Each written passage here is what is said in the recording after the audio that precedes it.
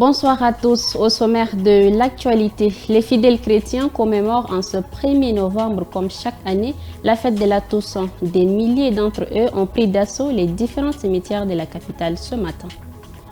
Dans le cadre des élections législatives communales et provinciales, des jeunes du 9e arrondissement, membres du parti Les Patriotes, sont en formation pour renforcer leur connaissance sur le rôle de la démocratie et le processus électoral. C'est tout pour les titres.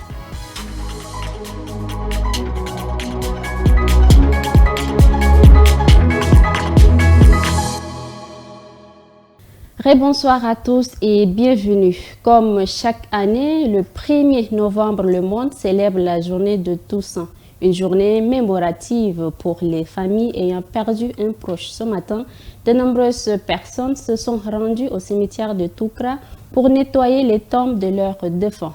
Reportage de Gambi Daniel et Abakar Lambert. Suivez.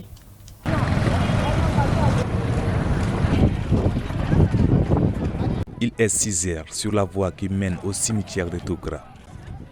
Une fois par an, à cette date, Ndjela Sem, dont Rodrigue et ses sœurs rendent visite à leur feu père Ngara Semta, décédé il y a 3 ans. Ils sont venus désherber la tombe et la nettoyer. À la fin du travail, une prière et une chanson religieuse sont dites.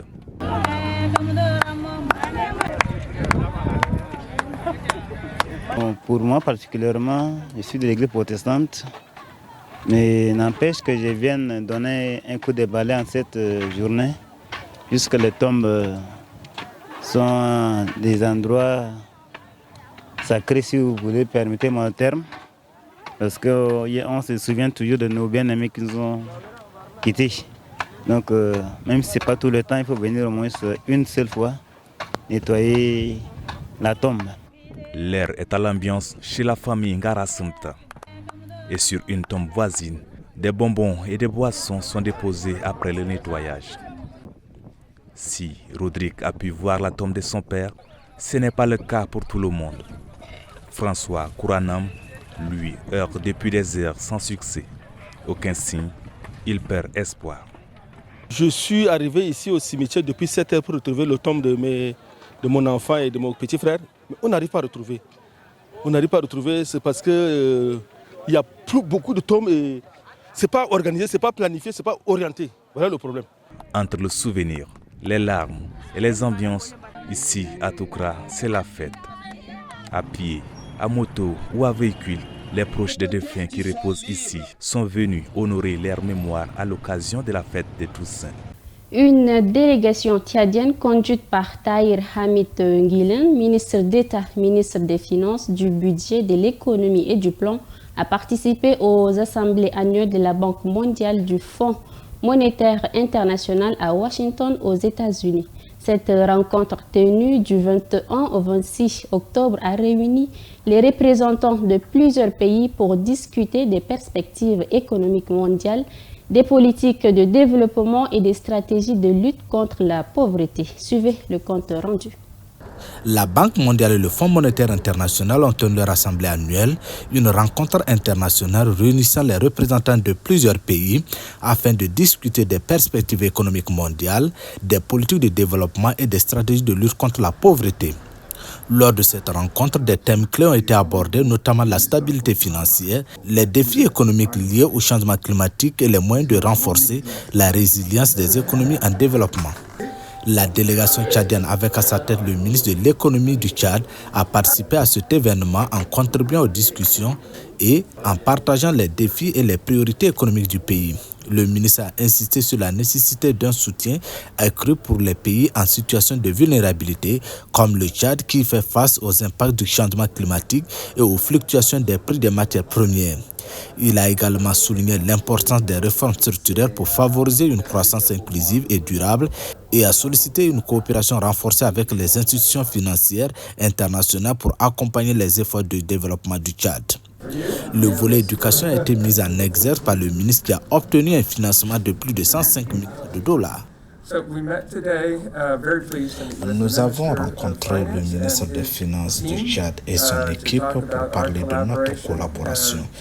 Tchad est un partenaire très privilégié pour nous et à l'issue de nos échanges, nous avons octroyé un fonds pour le développement de l'éducation. Notre organisme GPT a décidé d'accompagner Tchad dans tout le secteur de l'éducation et nous lui avons offert 105 millions de dollars. L'énergie est un point crucial pour tout développement. Ici aussi, les partenaires ont donné leur accord pour développer ce secteur le plus rapidement possible. On a parlé du secteur de l'énergie et comment on peut faire pour faire en sorte que l'accès à l'électricité soit plus universalisé au Tchad, que la SNE soit encore mieux de ce que c'est aujourd'hui comme entreprise, que tous les Tchadiens reçoivent un service d'électricité qualité. On vient de signer le contrat qui officiellement on va pouvoir démarrer les travaux pour construire une centrale de 35 MW, N'Djamena, avec 20 MWh de stockage.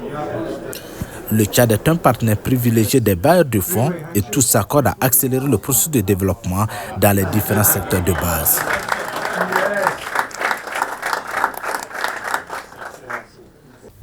La coordination du parti Les Patriotes du 9e arrondissement d'N'Djamena a organisé ce vendredi 1er novembre une formation à l'attention de ses militants. Elle est axée sur le contentieux électoral et l'engagement des patriotiques afin de sensibiliser les jeunes au rôle de la démocratie et au processus électoral.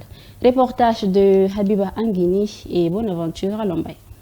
Ils sont une quarantaine de militants du parti Les Patriotes à avoir participé à cette formation qui vise à renforcer leurs connaissances sur le contentieux électoral, le mécanisme de contestation des élections et leur fournir des outils pratiques pour une participation active et éclairée aux prochaines élections. Selon le porte-parole du parti, Hissène Abdoulaye, il est fondamental que chaque militant acquiert des connaissances appropriées sur le contentieux électoral, ainsi que sur les crises pré- et post-électorales. Il est de la responsabilité du rôle d'un parti politique de former ses militants sur le contentieux électoral. Et aujourd'hui, le contentieux électoral, de façon très basique, c'est les crises post- et préélectorales. Et donc, si les militants et les sympathisants n'ont pas acquis des connaissances nécessaires sur le processus électoral, personne ne pourra réclamer ou personne ne pourra contester. Pour rappel, cette formation se tient à l'approche des élections législatives. Cependant, le parti Les Patriotes a annoncé son intention de boycotter ces élections prévues pour le 29 décembre. Une compilation de quelques sujets qui font l'actualité du jour. Elle porte la voix de Alatarom Gisli. Le CNUCED, dans son rapport pour le commerce et le développement 2024, appelle à repenser les stratégies mondiales pour faire face à la lente croissance, à la dette élevée et au faible investissement dans les pays en développement.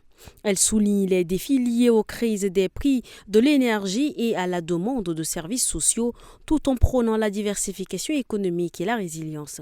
Rebecca Greenspan, secrétaire générale, insiste sur la nécessité de reformer le système financier international et de mutualiser le multilatéralisme. Le rapport indique également que le commerce entre pays en développement a augmenté avec une croissance notable du commerce des services, représentant désormais 25% des échanges mondiaux, offrant ainsi de nouvelles opportunités de développement. Par un communiqué, le ministère des Finances annonce que l'agence Fitch Ratings a attribué à la République du Tchad la note de B avec une perspective stable en accord avec la notation de Standard & Poor's. Cette notation repose sur des fondamentaux positifs, notamment les réformes récentes et une structure de dette publique favorable. Fitch souligne le rôle du Tchad dans la stabilité régionale, notamment contre le terrorisme, et prévoit des excédents du compte courant grâce à l'augmentation de la production pétrolière et aux investissements étrangers. La perspective stable reflète un équilibre entre les forces de crédit du pays et sa vulnérabilité aux fluctuations pétrolières. Le futur plan national de développement devrait améliorer le profil de crédit à moyen terme. Ces notations marquent une avancée importante pour le Tchad, favorisant la transparence et diversifiant les sources de financement externes. L'équipe dirigeante du 1er arrondissement d'Ndjamena a organisé ce 1er novembre une réunion sécuritaire avec les délégués et chefs de carré pour encourager à la vigilance de la population. Cette rencontre a été motivée par l'attaque de Boko Haram à Barkaram. Le maire a souligné l'importance de collaborer avec les forces de sécurité et de signaler toute activité suspecte en raison de la proximité de la commune avec le Cameroun. La directrice des relations extérieures du Haut Commissariat des Nations Unies pour les réfugiés, Dominique Isabelle Hitt, a tenu une conférence de presse le 31 octobre à N'Djamena pour faire le point sur sa mission menée du 28 au 31 octobre dans l'est du Tchad, visant à accroître la visibilité de la crise humanitaire au Soudan. Elle a profité de l'occasion pour plaider en faveur de la mobilisation des ressources et présenter les réponses humanitaires supplémentaires de son organisation, notamment par l'octroi de logements aux réfugiés. Suivez son extrait proposé par Mbaïlassom Emmanuel et Aliou Badaratia. Nous offrons aussi l'appui pour les documents. Nous offrons aussi un accès aux soins de santé, accès à l'éducation. Et bien sûr, l'idée, ce n'est pas qu'ils restent à Adré ou dans les premiers endroits ou les premiers sites, mais de les amener rapidement dans des situations beaucoup plus normales, dans les communautés hautes, où on crée des sites. On a déjà créé plus de 300 000 logements et sites pour ces nouveaux arrivés. Et voilà, c'est un début. Je pense que ce on va devoir faire beaucoup plus à l'avenir, c'est des emplois. Mais pas seulement pour les réfugiés soudanais, mais aussi pour les Tchadiens. Quelques jours après l'installation du feu tricolore au rond-point à double voie censé alléger les difficultés de circulation sur les 4 voies menant à ce rond-point, certains usagers déplorent déjà des dysfonctionnements dans le fonctionnement des feux. Un constat de Mbaïlassom Emmanuel et Solmengar Maxime. Le feu tricolore du rond-point de l'avenue Pascal Youad Mnadji, communément appelé le rond-point à double voie, est enfin opérationnel. Depuis le début de son installation, il a été perçu comme un véritable soulagement pour les conducteurs, espérant dire adieu aux embouteillages, ces bêtes noires de leur trajet quotidien. Cependant, après quelques jours, il semble que le dispositif ne parvienne pas à résoudre les problèmes quotidiens des usagers qui relèvent déjà des dysfonctionnements à corriger. C'est pas du tout réglementaire, vu l'engouement, vu l'instabilité, il n'y a pas le réglage qui est fixe et ça crée encore d'autres embouteillages. Donc ce feu rouge n'est pas stable. Nous ne pouvons pas confirmer que c'est bien réglementé. Il faut que les usagers que nous sommes aussi changeons un peu notre mentalité. Parce que tel que je vois ces choses se faire, si la mentalité n'accompagne pas l'installation du feu tricolore, j'ai bien peur que ça ne va pas servir à grand chose. Pour une ville bien organisée, on doit installer les tricolores pour respecter les normes. Mais pour double voie, c'est-à-dire pour l'installation n'arrange pas la circulation seule. Il faut une construction de plusieurs routes. Parce que sur une seule voie, c'est que les tricolores n'arrangent pas la circulation. Le rond-point à double voie est l'une des voies les plus empruntées par les usagers d'Ndjamena, notamment ceux venant des quartiers périphériques comme le 9e arrondissement pour rejoindre le centre-ville.